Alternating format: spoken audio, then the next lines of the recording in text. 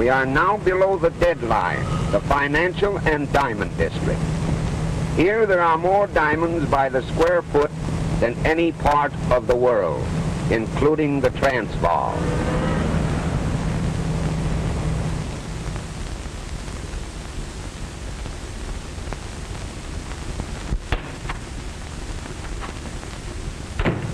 Good afternoon, Captain.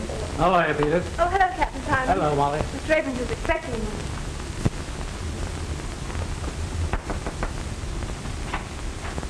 Captain Simon is here. Would you go in? Thank you. How are you, Mr. Abrams? Oh, good afternoon, Captain. Sit down. Thanks. Have a cigar? Well, thank you. What's on your mind? These diamonds. These and a lot more to come. And, oh, pardon.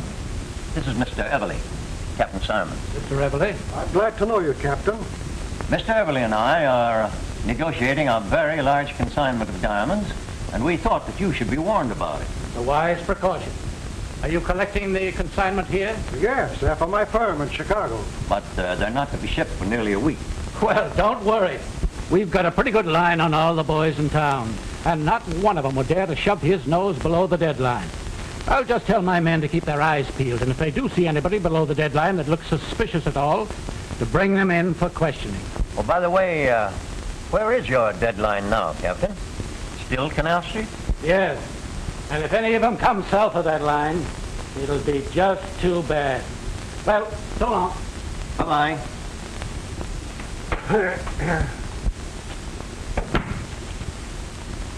Well, I know where to get a nice solitaire for you, Molly, as soon as you give Terry Mulvaney the gate. You'll be too old by that time, Captain Simon. Oh, you're never too old.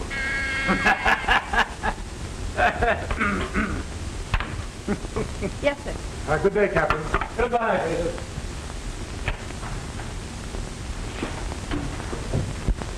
Oh, Miss Fitzgerald, would you mind working an hour or two later tonight? Certainly not, Mr. Abrams. Then as soon as you're through, bring in your notebook.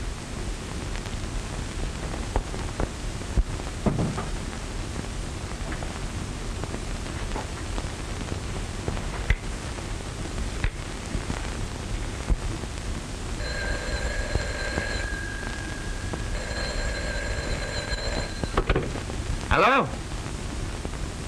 Hello, Molly, my darling. Terry, dear, I have to work late tonight, so don't wait for me. I'll have supper downtown. You can meet me near the subway entrance around 9. Sure, darling, I'll be there with me buttons all shined. Right.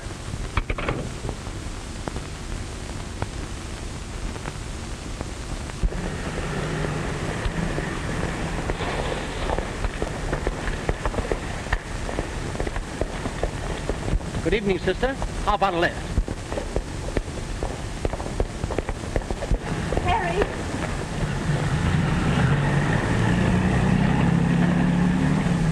What's the matter, darling? Oh, just a would-be Casanova. And what's that? Oh, a fellow that thinks that offering a girl a lift is a driver's license. Is that so? I'll take care of him. Oh, don't you worry about a little thing like that. Do you think I'd exchange your homely face for anything in the world? No, wait a minute. What was that crack? It goes for me, too, darling.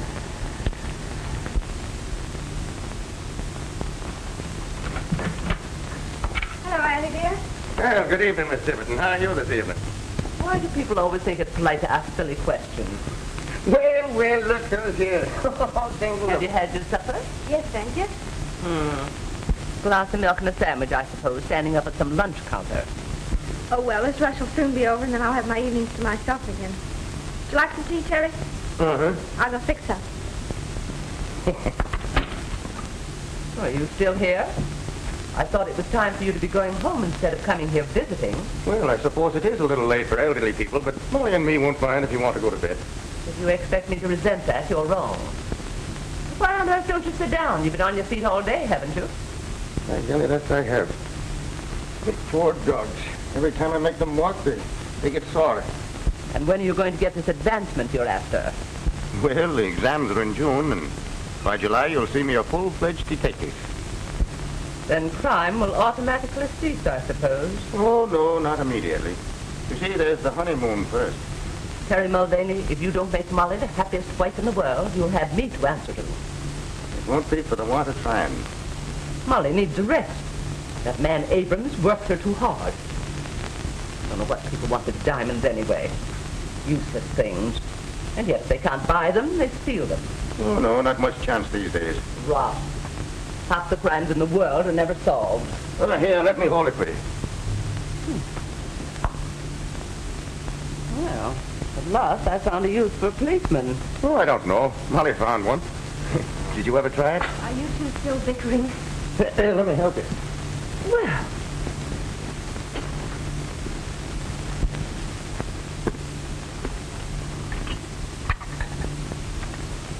What are you sewing on now, darling, if I'm permitted to ask? Pillow slip, Mr. Mulvaney, for that red head of yours. you'd think you two were married already. When I was a girl, no young lady would have said such a thing.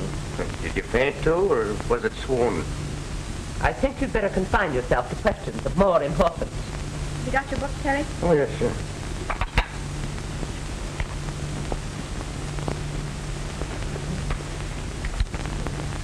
When an officer takes a prisoner into custody, what is his duty? To search the prisoner for weapons and evidence, and conduct him directly to the station using every care to prevent his escape. Good. Under what circumstances is a policeman legally justified in using his pistol? What's that, correct? Under what circumstances is a policeman legally justified in using his pistol? And let me tell you, Flash, even if she wouldn't give me a tumble, that Fitzgerald dame can have my role any time she gives me the come on. What's she got that the others don't have? Oh, boy. She's got everything. Hold on, Spike. We're not mixing pleasure with business. She didn't fall for you. So now we got to find out some other way when Abrams is going to ship those diamonds. Rocks fascinate you, don't they? How do you think I got the name Diamond Dutch?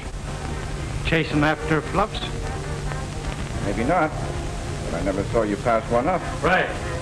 But when there's a job on hand, I don't play with fire. You never saw me get burned. Well, I'm getting penny burned right now. Here we are, all set to make the biggest haul that's ever been pulled. And all you can think about is some dame that you've never even seen. But I'm going to see her. Tomorrow, I think. And we better call the whole deal off. When you fall for a new fluff, I know what happens. So do I. But I can also defer the pleasure to an appropriate time. Don't worry, Dutch. I've seen her play fish for months before she took the hook.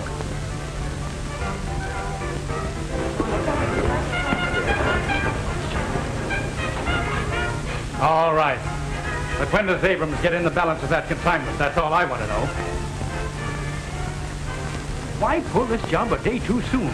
When by waiting another day, we could get maybe $100 grand more. What'll you bet I can find out by tomorrow night? Come on. I'll split $1 grand with you. 500 apiece. Okay. That's a bet. You can land that Fitzgerald dame, you've got it coming.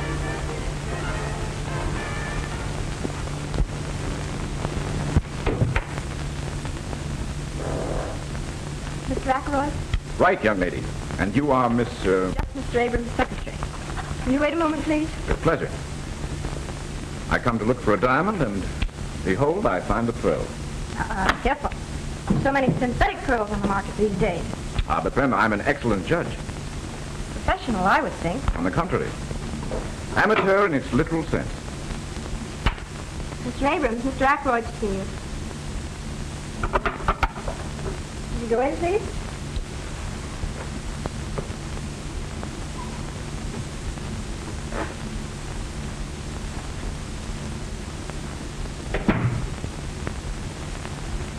Sorry I'm so late. I suppose it's about your closing time. Oh, it's never closing time when we have a client. Won't you sit down? You said over the phone you were looking for stone of about 5 carats. Yes. A yarder. Send in the stones I selected for Mr. Ackroyd. Oh, that looks like a very fine stone you have in your ring. May I see it? Yes. I picked that up in Hatton Garden.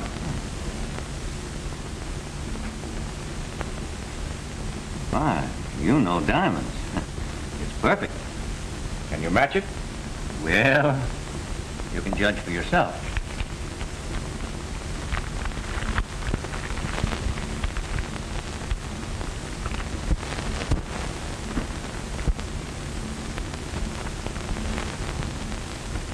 May I use your glass? Certainly.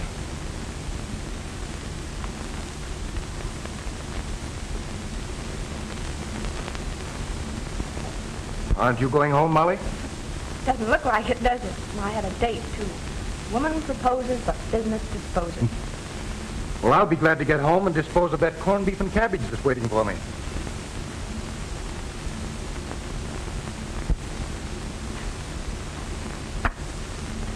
Well, these are the best, but neither is as good as mine. I'm afraid you're right. But I shall have more in Thursday, and I think finer ones.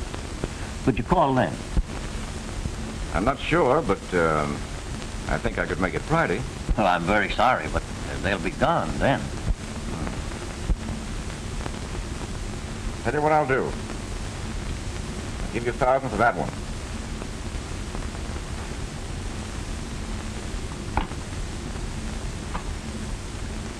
Miss Fitzgerald, make out a receipt for Mr. Ackroyd for $1,000.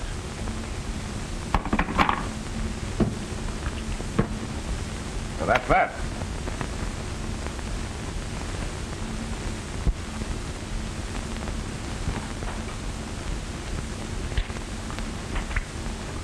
Here's your receipt, Mr. Ackroyd. Thank you. I'm sorry to have been the cause of keeping you so late, but perhaps I can drive you home. Well, I am rather late. Then why don't you let Mr. Ackroyd take you home? All right. Good night. Good night. Good night.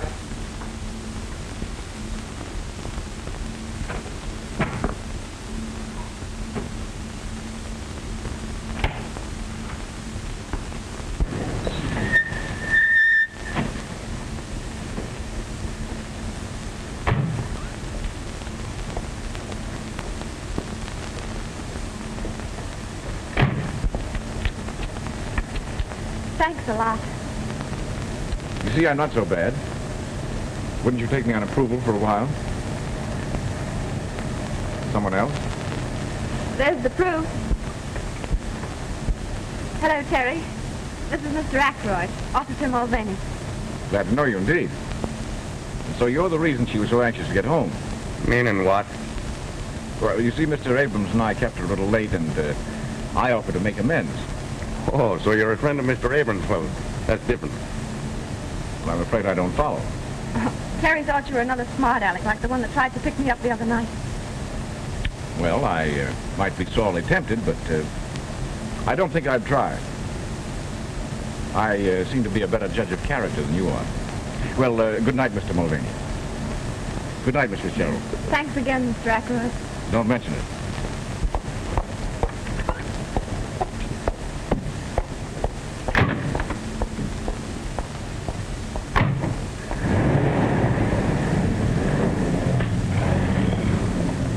What's the matter? You don't seem to like the gentleman. I do not. Oh, Terry, you need never be jealous of me. As a matter of fact, I only accepted his offer so that I wouldn't keep you waiting. Well, who is he? All I know is that he just bought a diamond for $1,000. I thought he was another one of those mashers, like the one last night. I'm not that foolish. You're in love with me, ain't you? Uh-huh. Yes, Spike? You're right. She had to be seen to be appreciated. Yeah, I thought she'd appeal to your sense of proportion. Yeah? Now I have another object in life. And now Stenog interferes with 100 grand, huh? You'd better dig for 500, Dutch. You too, Spike. Did you find out? I not only got a good look at the office, but I found out that the consignment will be complete on Thursday night. To top it off, I drove the young lady home.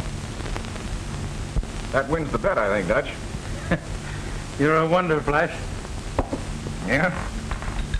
Well, it cost me $1,000 to do it. I bought that one.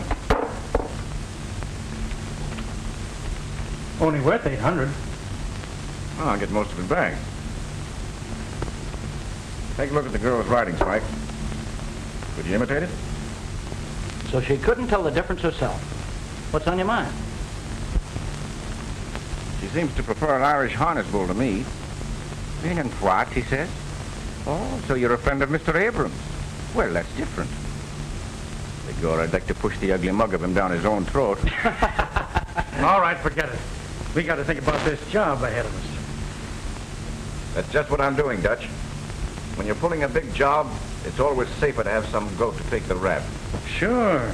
It satisfies the public and gives the cops a chance to save their faces. Right. And this is where I kill two birds with one stone. Officer Mulvaney will be the goat, and Miss Fitzgerald will be... In circulation again. But how are you going to do all this? Easy. Just practice on our handwriting, Spike, and we'll send Terry a billy-do on Thursday.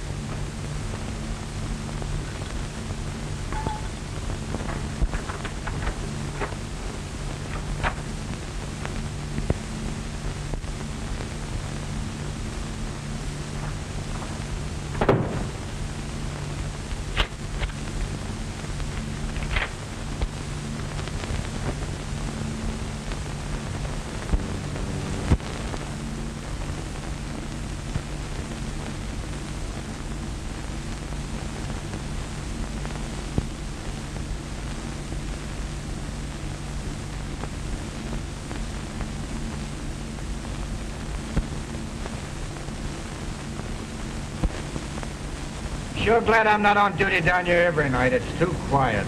Yeah, I'd rather be uptown myself. Hello, boys. Well, no pinch tonight, Palmer? Oh, I think the captain's crazy. There's no one below the deadline tonight.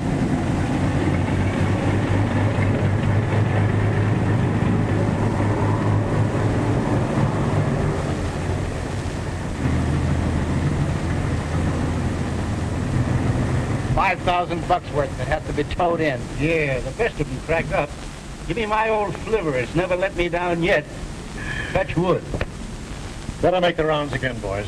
Okay, see you in jail. Right.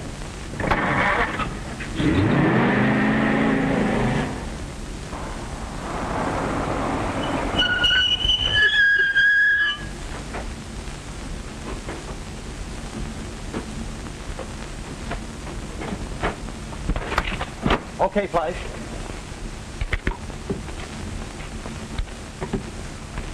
See anybody? Passed 3 bowls and they never give us a tumble. Let's get going then. All right. Hey, just a minute, buddy. Well, for crying out loud, what are you doing down here? Well, what's the matter with you, Bill? You got the jitters? Who is it? Why, it's Bricktop Mulvaney from 14th Street. Yeah, and don't go be saying anything at the station about seeing me down here, or I'll wipe up the floor with you. Oh, you know me, Terry. Yes, I know all of yous. So long. So long. Hey, what's the gag? Oh, nothing. We've been ribbing him at the station about being in love. He's got a girl works down here. Well, we've seen somebody anyway. Yeah, let's shove off.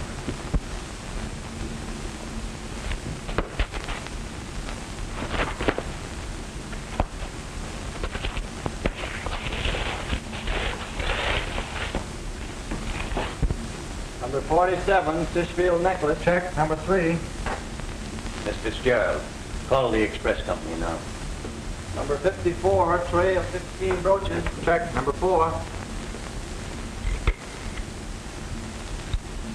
The line seems to be dead. What? Stick 'em up, all of you.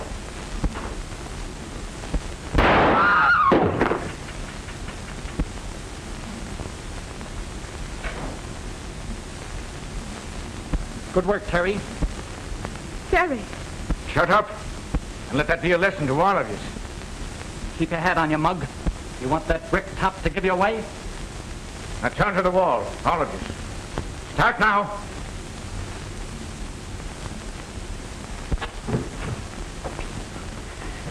Move over. Keep 'em up.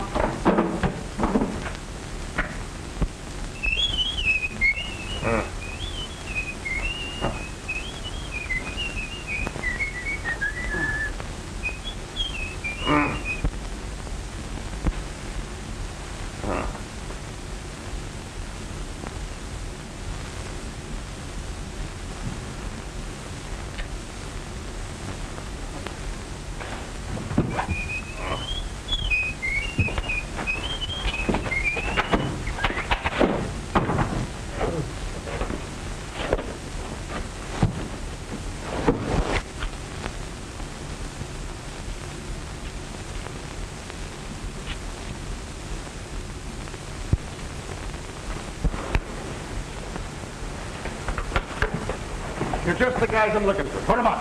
Put him up. Put him up? What's the rib? Cut out the innocent stuff. Now, wait a minute. This is no time for kidding. You've got to help me find the guys that slugged me. I wish we were kidding, Terry, but you're under arrest. Under arrest? Well, what am I under arrest for? Murder and robbery of the Abrams office. No, wait a minute. The Abrams office? Well, how about Molly? Is she hurt? You ought to know you were there. You can't get away with this. Abrams recognized you and you plugged Peters. They all heard the other two call you by name. And even if they hadn't, that brogue and red hair would give you away. We saw you heading for Abrams' office just before the stick-up. Oh, I must have been framed. Say, will you take me back to where they held me? You'll find the rope that was tied me up and the blindfold and the tape that was over my mouth. Wouldn't hurt to take a look. Even if we did, what would that prove? He could have planted them. I was slugged, I tell you. Sure, I was on my way to Abrams, but Molly asked me to call for her. Here, look in my side pocket. You'll find a note from her. There's nothing there. You killed a guy in cold blood, Mulvaney, and it'll take more than a bluff to get you out of it. Oh, they must have frisked me after they slugged me. Oh, please, will you take Yeah, me? we'll take you back to Abrams' office. And Captain Simon's there, and you can tell it to him. Go ahead, Max. Put him in. Rooney, put that handkerchief over his face.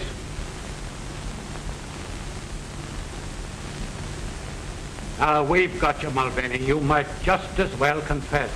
But it couldn't be Terry. Well, naturally, you wouldn't admit it. But I don't think it'll be very difficult to prove that you were his accomplice. Now, you leave her out of this. Mr. Abrams, is that the man who led the hold-up men? It is. Without a doubt, it is. I've seen Mulvaney many times. I couldn't be mistaken. Mr. Abrams, are you sure that he is the man that shot Peters? Yes, I'm sure he is. I was slugged, I tell you. All right, Bill. Take him away and lock him up. Oh, Terry. Terry. It isn't true, darling. I was framed. I'm going to prove it. He's just putting on an act. Take him away. I have a few more questions that I want to ask you. Don't let them bully you, Molly, and don't you worry about me.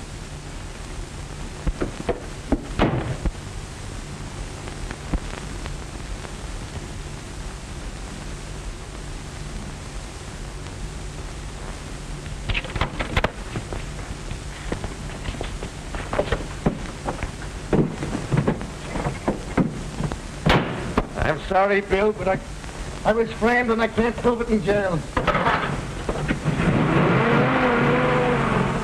Yeah, 26532. I'll send it right out. Okay. Calling all cars. Attention, all cars. Mulvaney has escaped in a police car. License number 26532. He drove north on Avenue A. Block all roads and bridges leading from the city. He's handcuffed but armed. Bring him in, boys. That's all.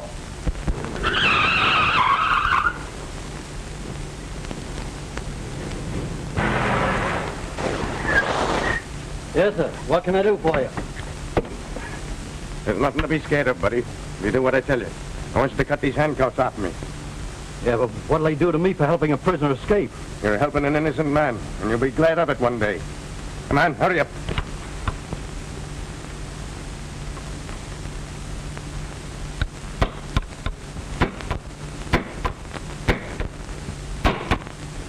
And after they're off, you gonna plug me? I'll make a bargain with you. I won't harm a hair on your head if you keep still about this. All right. Calling all cars. Attention, all cars. Mulvaney reported seen on Lincoln Highway speeding west. Use special caution. He's probably listening to these broadcasts, so we can't give location of blockades. That is all. Come on, hurry up. Repeating broadcast 47. Mulvaney reported seen on Lincoln Highway speeding west. Step on it, Dave. We must be right on his tail. Thanks.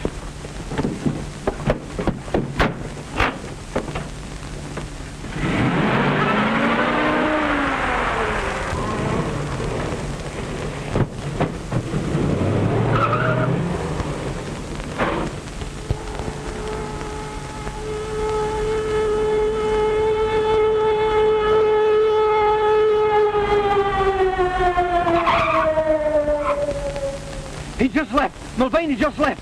He made me cut his handcuffs. He went in that direction.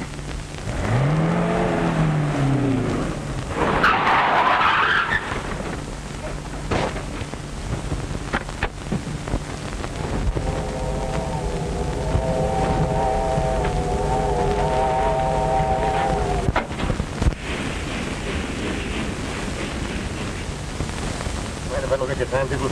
You belong in these parts? No, just business. What's the next stop? Don't you know what train you're on? Oh, sure. The Tipsy train. No. You gotta go back to Hopewell Junction to get that.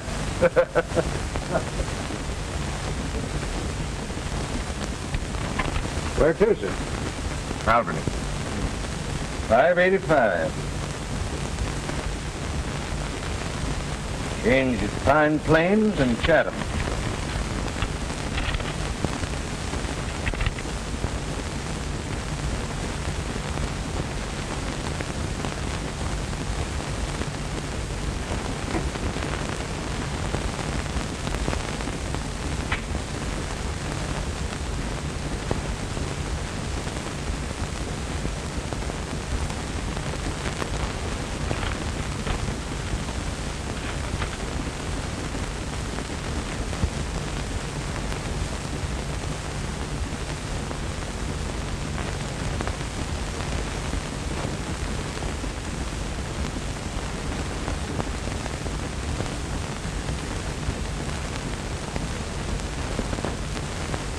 Got this police wire at Billings.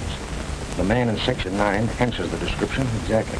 Take a walk through, but don't let him see you look at him. And if you think he's the guy, we'll stop and send a wire ahead to the sheriff, Pine Plains.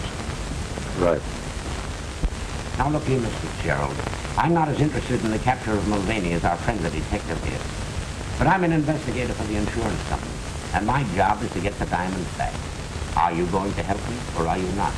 I tell you again, I know nothing. I don't believe Terry had anything to do with it. Wasn't it because you saw him that you fainted? I didn't see him. Terry didn't do it. Then why did you call him by name? I didn't. One of the men called the murderer Terry. I repeated the name in amazement. Never thought it was Terry Mulvaney. Yet you admit you tipped him off. I only told him I wouldn't have to work late after the diamonds were shipped Thursday. Same thing. Are you in the habit of fainting? No. But you did faint at the most convenient time, didn't you? Oh, yes, I did. Thanks. Hello? This is Stenton calling by request, Bill. I diddle, the captain of the fiddle. What's that? You got him? That's great, okay. You don't know anything, huh? Then let me tell you something. Mulvaney's been caught and he's confessed and he said that you were in on it. I don't believe it. Your game's up, girlie. You'd better cut out the bluffing. You're doing the bluffing. If Terry had been caught, don't you think you would have been overjoyed? Instead, you sat there watching my reaction. You'd better learn to act. Sorry I can't say the same thing to you, but I'm very glad to know just how clever you are. Well, they both think they're clever. Mulvaney has as much chance of getting away as the well-known dog with rubber legs has. How's this? Feel certain passenger on number 19 is Mulvaney, wanted for murder. Meet train at Pine Plains. I hope there's a reward out for him. Maybe there is. You stop at Clinton and shoot this ahead.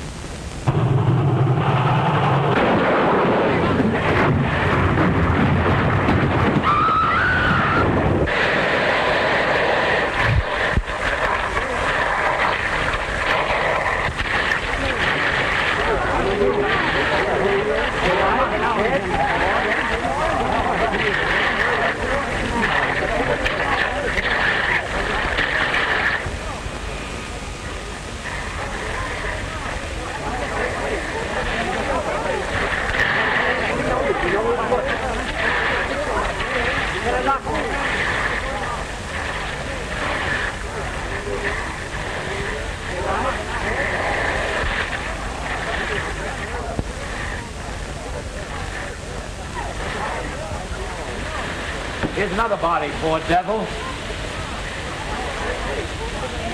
Look at his face. Or what was his face? Hey, John, we found the body of the conductor and the brakeman.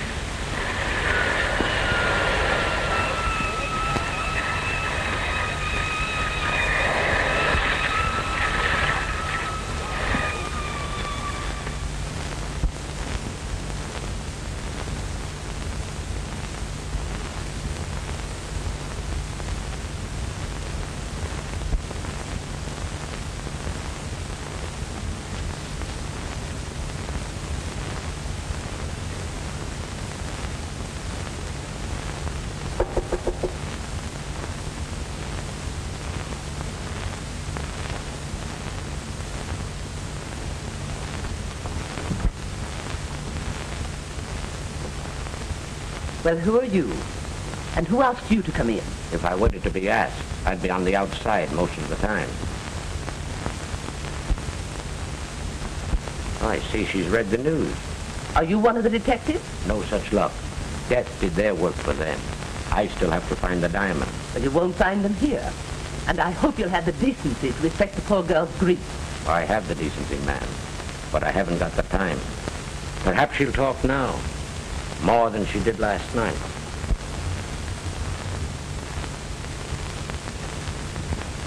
Are you ready to talk now? What do you want? You know what I want. The diamond. Can't you leave me alone? Can't you understand anything? Terry didn't do it. And now he can never prove it. He proved that he did do it, you mean? Do you think that getaway of his was an act of innocence? Not on your life.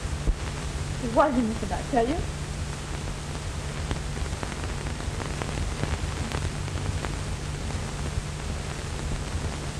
You expect to find the diamonds behind the pictures or under the carpet? Molly said she lived with her aunt. Are you Miss Tibbet? None of your business. I make a lot of things my business. In fact, I sometimes act like an old woman. Oh, no offense, madam. No offense. If you think you can get me angry that way, you're mistaken. And if you're through, there's the door. Who were Mulvaney's Confederates? He had no Confederates. He didn't do it. He didn't.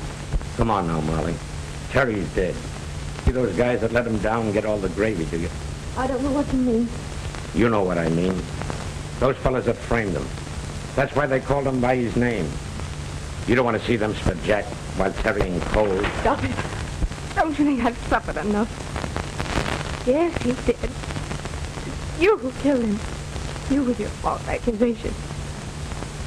You drove him to it. Somewhere the real criminal was laughing at your stupidity. I'd laugh too. I'd like to laugh, but Terry, the joke's on him too.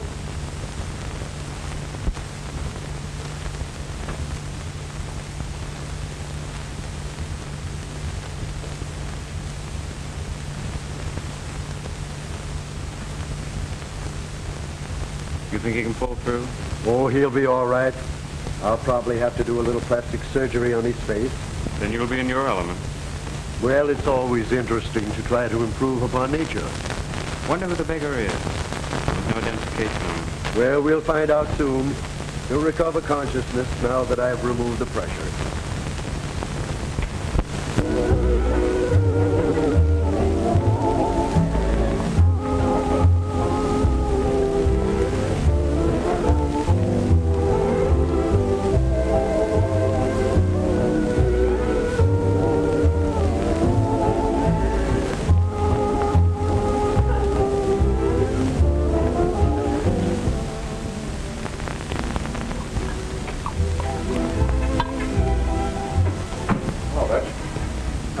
I see. My long suit. You're telling me? Well, everything still seems to be under control. Sure. The Dicks haven't the ghost of an idea that was our job. They're still sure it was Mulvaney. But the cops are still watching every fence for the stones. Certainly. Why not? Every time there's a job full, the guys make the same mistake. They want to cash in right away. So they peddle the stuff while it's hot, and they're picked up. I tell you, Dutch, we have the right idea. Handle each job like a legitimate business. And don't expect any profits for the first year. And that's why we're still in business. And never even an entry on the blotter against us. Well, those Abram diamonds are staying undercover for a year. Okay with me. Now I suppose you're going after the dame. Not yet, Dutch. I know women. And I know that Molly Fitzgerald is still thinking of Mulvaney as a martyred hero. Nurse tells me that you're feeling a little better. Do you think that you can answer a few questions? There was no identification in the remains of your clothes, so we don't even know your name. O'Malley. Ted O'Malley. Ted O'Malley.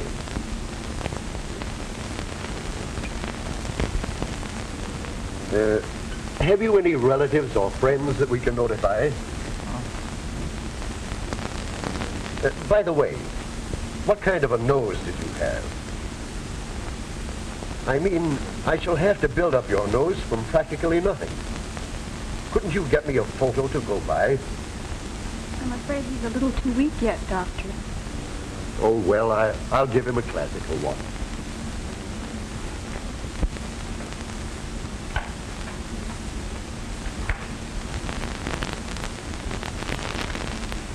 Miss Jennings, if I thought I had any brains, I'd blow them out. What's the matter? But wouldn't it be a terrible thing to drill a hole in one skull and find it empty? Am I to gather that you're still thinking of that Mulvaney case? I start up in the middle of the night thinking about it. I'm afraid your vanity is wounded. Wounded? It's mutilated. So much time has passed and not a single clue. And a fortune in diamonds disappears. A strange case, all right. I'm going to see that Fitzgerald girl again. I think she must be bluffing.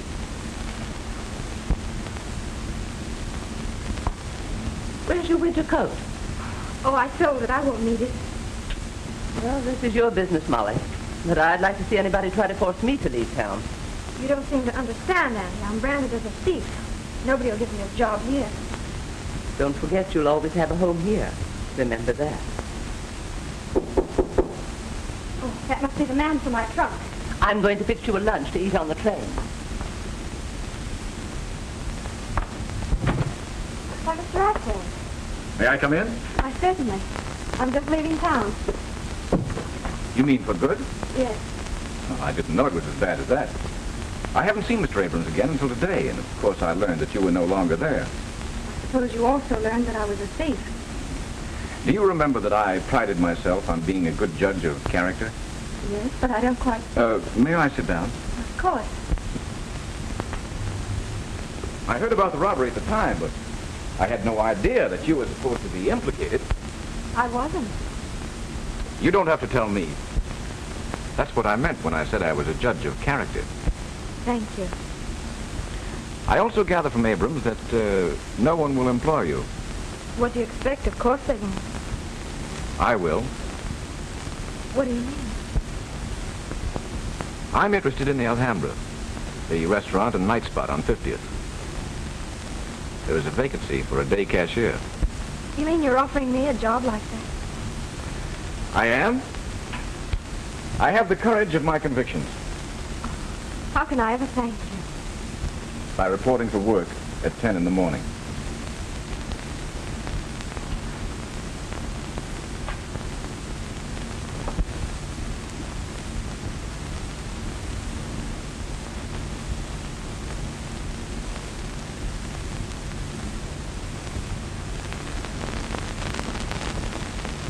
Yes, we can leave the bandages off now. Sure, Doc, and that won't make me mad. No, I suppose it probably won't, but evidently you would like to see what I've done for you. That I would.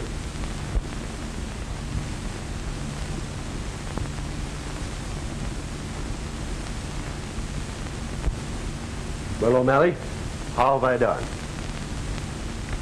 Hey! Don't break all my fingers. Well, Doc, that's exactly how I feel. And I doubt very much whether I'll ever be able to again. But evidently you approve. Tell me, is it as good as the original? Well, Doc, I think it's a bit improvement.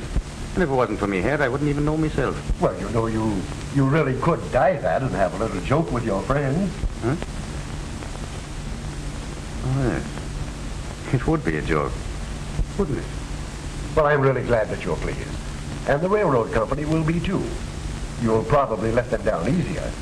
What do you mean? Why, the insurance adjuster has been here several different times.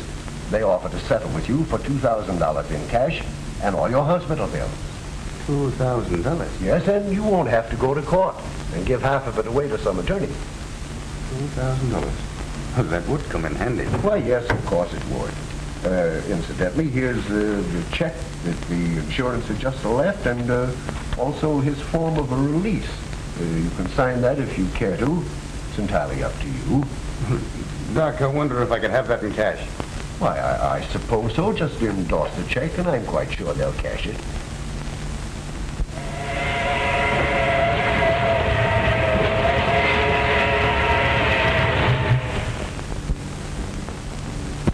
Come in. Thank you, sir. Won't you sit down? You're the investigator employed by the insurance company on the Abrams robbery. Correct. Well, sir, I'd like to right her wrong. Commendable ambition, but I don't see the point. Well, Mr. Pearson, it's only a hunch, but a faith in human nature. Would you mind telling me who you are and what you are? Well, I'm just a dumb plug. I'm training over here at Archie Nolan's, and I come from Colorado. And I had a brother here on the force, and he got into a bit of trouble. We were pals from the time we were kids, and I'm sure that he'd never do anyone any harm. Mr. Pearson, that man was Terry Mulvaney. Mulvaney? Yes, Terry Mulvaney. Now I have a bit of money, and I'd like to use it to clear his name. Have you seen the police? No. The cops are only looking for convictions. He was wanted for murder. His death closed the case. Now you have no axe to grind or politics to play. That's right. I'm a private individual, responsible only to myself and the insurance company. And your object is to recover the stolen property. Right again. You may be a pug, but you're by no means dumb. Now, your brother told a queer story to the police. But if his story was true, who framed him? And what reason could they have? That I don't know, but it gave you and the cops a wrong steer, didn't it? Oh, thank you, sir. By the way, you happen to know where I can find his gal? I don't know her address, but her name is Fitzgerald. Just a minute. I'll look it up for you.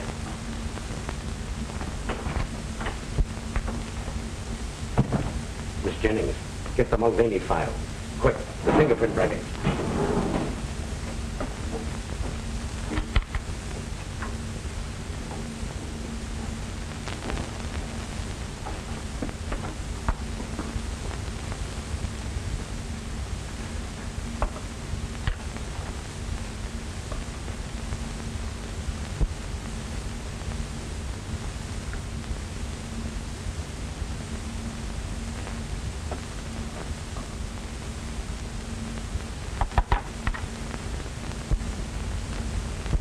Identical. He's our man.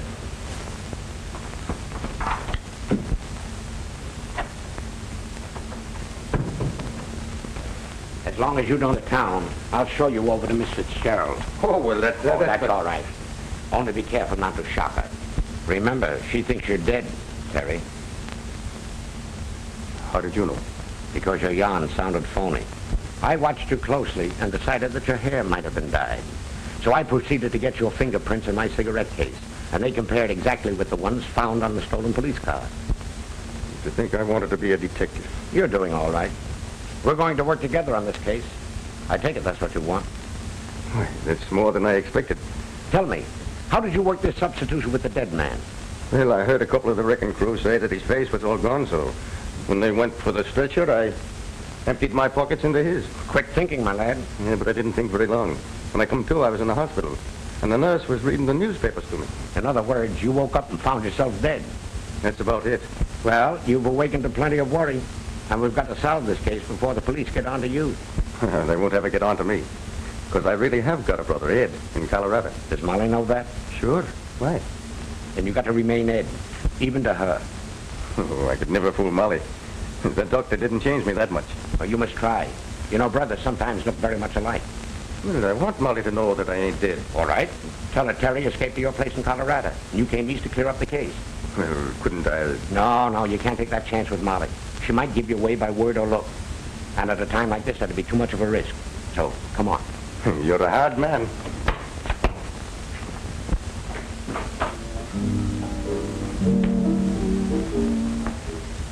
We saw Pearson outside talking to a guy. Pearson? Oh, the insurance company sleuth. Forget him. What'd you find out? Well, we can get rid of a few grand's worth. It's safe enough now.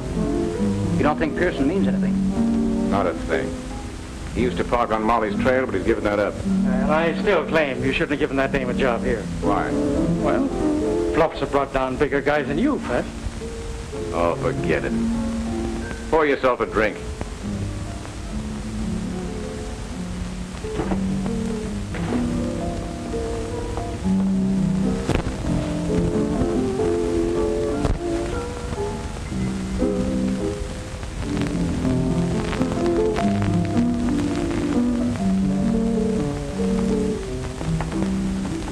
Good evening, Molly. Why are you so happy? Now that I've got a job again, can't you leave me alone? Please don't get me fired. Oh, don't worry about that. I just wanted you to meet a friend of mine. This gentleman here has convinced me that Mulvaney was innocent.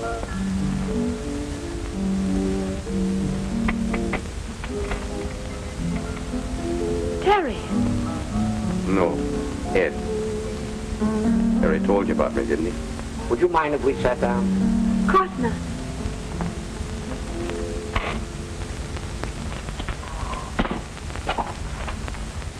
Yes, Terry did tell me about you, but you might be his twin. No, is that nice? Here, I thought I was much better looking. You talk like him, too. Of course, your hair is darker and your nose is different, but if Terry weren't dead... He's not dead, Molly. He escaped from the train wreck. He's not dead? Are you sure? Have you seen him? Yes. He's at my place in Colorado. Is he well? As well as I am, and I never felt better in my life. Now, if you'll dance with me, I'll tell you all about him. Oh, I'm glad you're having a dance in this jam. I want to tell Auntie. Can we all go home and you can tell me on the way? Now, wait a minute. How about your supper? Oh, I'm glad you're happy to eat. Come on, Mr. Pearson. No, you two run along. I'll stay here. Hey, boss. Pearson and that ape we saw him with outside was talking to Molly. She's acting up like a 2-year-old.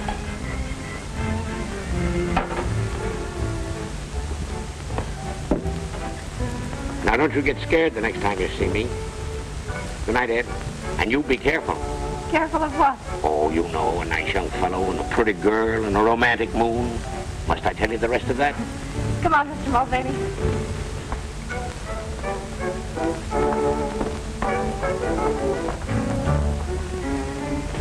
Boss, looks like you've been asleep at the switch.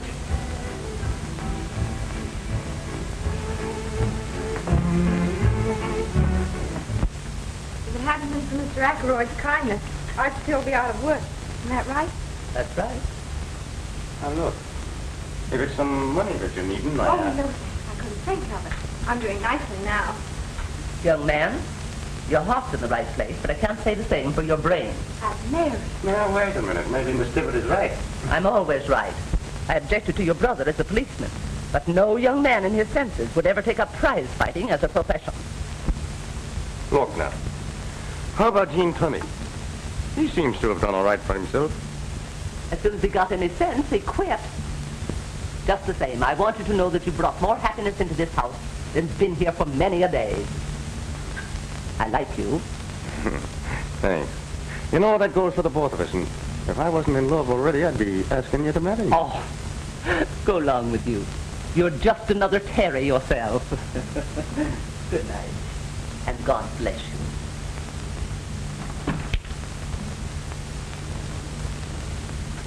Well, I guess I'd better be going, too. Oh, no. I want to hear it all over again. Again? Well, my dear child, I told you in the taxi, and I told you in the park, and I'm just after telling your Aunt Mary here. I know, you're a darling. I didn't mean to say that. Well, what's wrong with calling me a darling? I don't know, something just came over me. I suppose it's because I'm so grateful to you, Mr. Mulvaney. I thought you promised to call me Ed. Well, what's the matter? I don't know. I seem to have known you forever. It's just the way I want you to feel. You don't understand. Please go.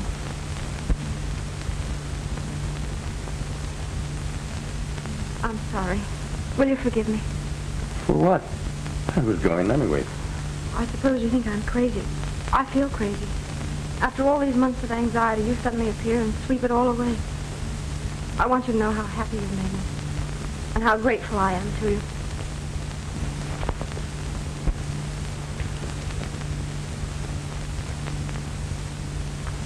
You shouldn't have done that. You misunderstood. I think not. But it isn't fair. You know I'm engaged to Terry, and you said you were in love with somebody else. I said no such thing. You did. You told Aunt Mary. You meant? All fair in love and war. Good night, Molly, dear.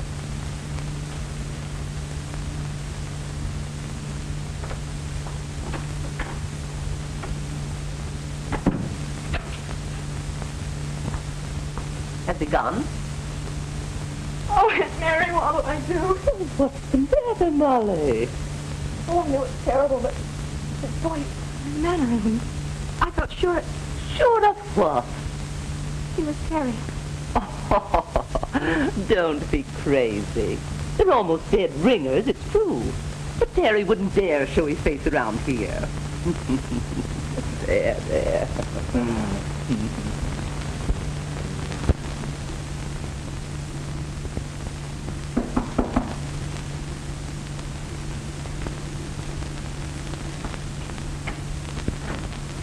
You sent for me, Mr. Ackworth? Yeah, come in.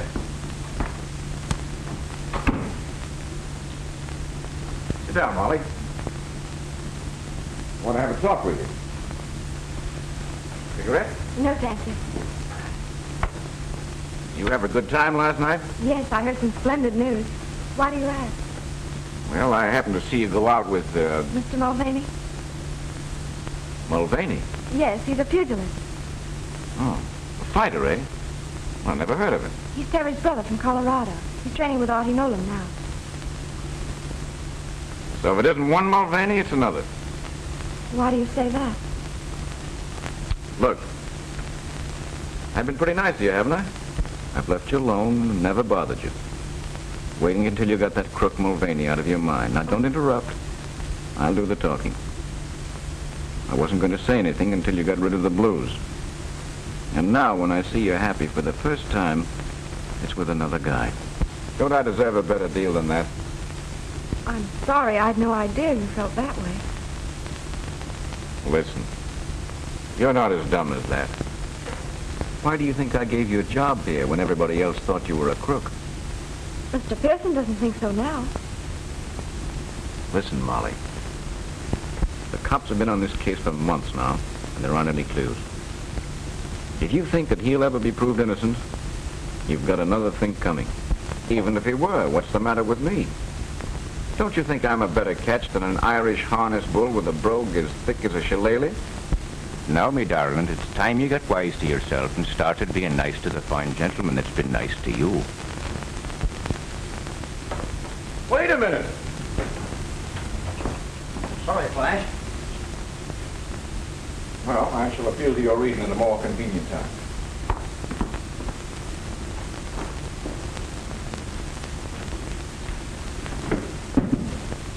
You mean to bust in on the party? But what about the stuff? Dutcher's got a deal to unload the whole lot, and the guy's waiting. I think we'd better wait.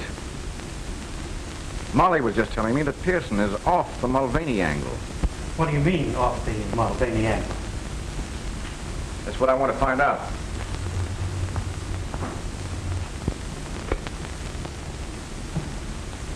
Send Al up here at once. What? What's the matter? Molly's walked out. That's the best news I've heard today. Shut up. She must believe I'm an awful sap if she thinks I can't keep her from walking out.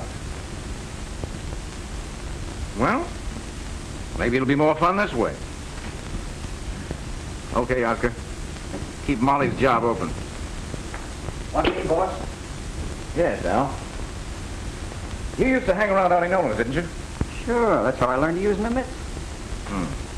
Unfortunately, this job calls for brains. However, I'll try you out. I want you to go back there and get to know a pug from Colorado. He's a brother of Terry Mulvaney's. What's he look like? You saw him last night going out with Molly. Oh, I thought there was something familiar about that mug's face. What do I do? Spoil his looks? Oh, no, nothing so crude. Just get his confidence and when you...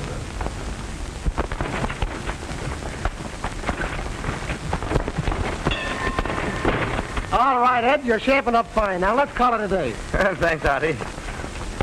Say, I haven't seen you around here much before, have I? No, I'm a chauffeur now. Can't get around like I used to. But I like to work out with you whenever I can. Well, that goes double. Let's make it often, huh? Okay. Well, I have to be on my way as soon as I hit the showers. How do you feel? Sure, and I'm feeling fine. There's nothing like a good workout in the shower. Yeah, I'm going to get with you again. Or maybe some night when we have the car, we'll go places. Well, I'm not much for that night stuff.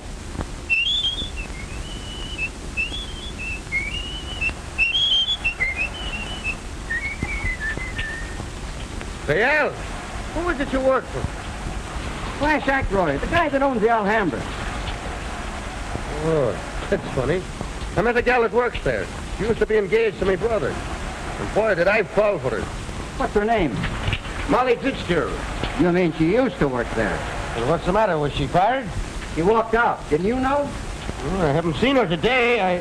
I can't see why she should quit. I don't know. Search me. Looks all right to me, boss. Bit of a sap, maybe. Admitted he'd fallen hard for Molly. He said that, did he? Yeah. But what do you care? Just give me the word. Go get him. Bring them up here. Nah, you're talking. I'm telling you, I couldn't be mistaken. No two men could ever whistle exactly like that. Funny, though, that he should be working as a chauffeur. Maybe not as funny as you think.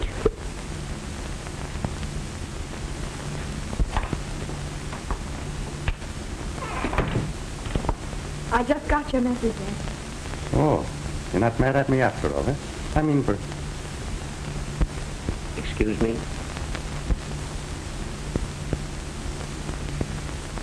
for kissing you last night. Are you going to learn to love me? That's not fair to me or to Terry.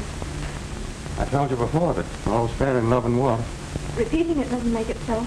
Molly, sit down. I want to talk to you.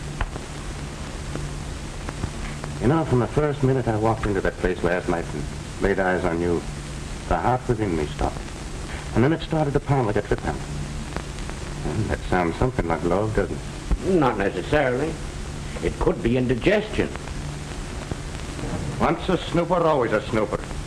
That's what I'm being paid for. Why did you walk out on Ackroyd? He said that he had an ulterior motive in giving me a job. How did you come to meet him in the first place? He came to buy diamonds from Abrams. That checks. With what? Theory, young man. How long before the robbery was that? Oh, just a few days. Then if he bought a diamond, he got a receipt. Yes, I made it out myself. Better than I expected. Then that would give them a copy of your handwriting. Remember the note from you that Terry told the police about? Yes. Well, that would put Terry just where they wanted him. One of them might have had red hair, or he could have worn a red wig. And if he was able to imitate Terry's brogue... Oh! What's the matter? Ackroyd. Ackroyd gave me a perfect imitation of it. And that checks. Somehow I think we're getting places. Do you really think so? Yes, I do. And you needn't worry about a job anymore. I can get you back with Abrams anytime you want. But you'll soon have Terry back, and then you'll be getting married. Yeah, wait a minute. What's that crack? Do you think Molly would take a cop when she has a chance to get an up-and-coming pugilist like myself?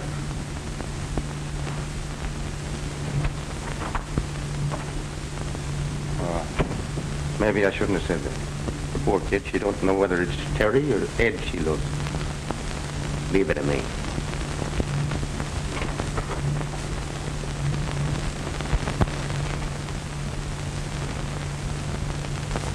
What's the matter, Miss Fitzgerald? Mr. Pearson, you really believe Terry's innocent, don't you? Why, certainly. Why do you ask? Because I don't know whether I should tell even you, but that's Terry. What are you talking about? That's Terry Mulvaney, not his brother Ed. I wondered why I was so attracted to him. I thought it was his voice, but his eyes are the same, too. Go on. It was when he cupped his hand to his ear and said, "What's that crack?" Then I knew for certain. I tell you, Terry's come back from where I don't know, but I'm afraid. There's nothing to be afraid of. Terry didn't come back from the dead. He came back from the hospital. I've known it all along. Then I've been the goat. I'm going to give him a piece of my mind. Oh, just a moment. It was all my fault. I insisted. I was afraid that, try as you might, you would give him away. He had no right to make love to me. Well, who had a better right? Nevertheless, you wait. Don't you tell him.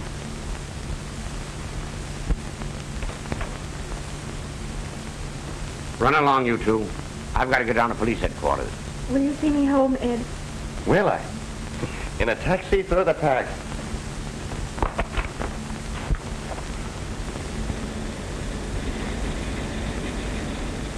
Ed, there's something I must tell you, and it may relieve your mind. Well, me darling, you go right ahead and tell me. I've been true to Terry all this time, even though Auntie and everybody said I was a fool. They did? Yes, and it wasn't until he disappeared that I found out what a wretch he really was. Well, that couldn't be so. It's a pack of lies, I tell you. No, the truth, all right. Well, just show me one blackguard that would ever say a thing against me. Well, against me brother. I can show you a dozen. People who bribed him. Girls he wronged. Boy, it's lies, I tell you. It's lies. Well, now tell me what you're laughing at. Terry Mulvaney, alias Brother Ed. Terry Nah, Terry. You're lying to me. Oh, Molly, my darling. Oh, Terry, what happened? Why didn't you tell me? I was making my escape on a train and it was wrecked. I changed places with a dead man. Oh, Terry, you poor dear. Oh, I was never so rich in all my life.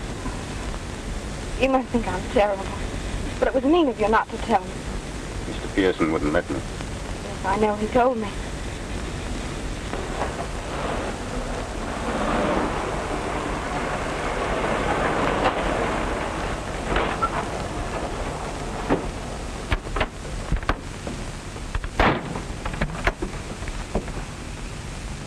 Hey, now, wait a minute. This ain't the place I told you to go. Right, but it's the place you're going. Well, what's the racket? No racket at all. A guy just wants to talk to you. Come on, both of you.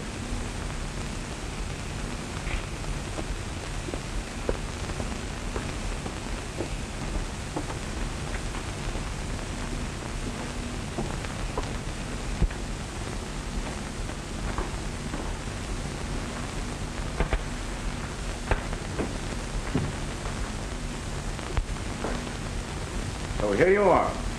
Well, what do you want? Just this.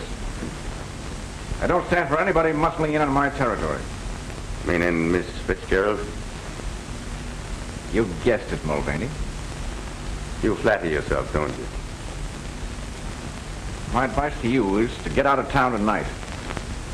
Because if you're here in the morning, you'll be in the morgue, see? As for you, Miss Fitzgerald, you'd better come back to work.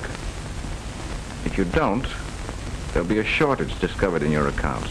And that, after being mixed up in a diamond robbery, would be just too bad. Just a minute. Throw him out. If he gets noisy, well, you know what to do. But, boss, this guy isn't Ed Mulvaney. What do you mean? I heard him in the cab saying that he had changed places with a dead man. His real name is Terry Mulvaney. That it is. What about it? You're wanted for murder. What are you doing back in town? Looking for the guy that framed me. Still sticking to that story. Who do you suspect now? Who do you think? Got the car handy, Al? Sure, boss. See them home.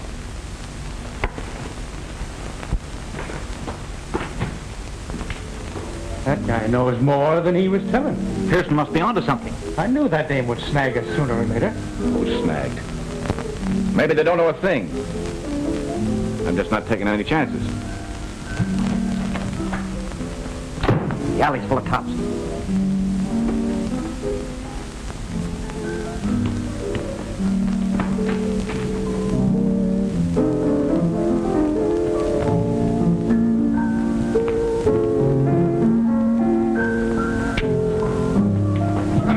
Now, wait a minute. What's the idea?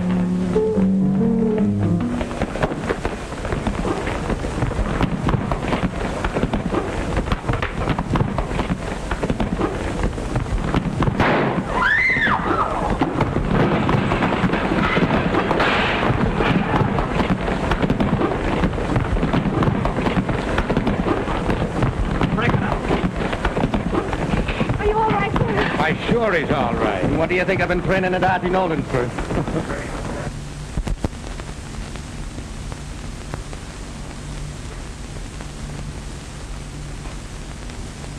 Everything checks. Give Terry all the credit for recovering those, Mr. Abrams. Harry, you always wanted to be a detective, didn't you? That I did, sir. Well, the chief says you are. Maybe, you could use this. Solitaire. I think they'd much rather have a wedding ring. You can have them both. On the house.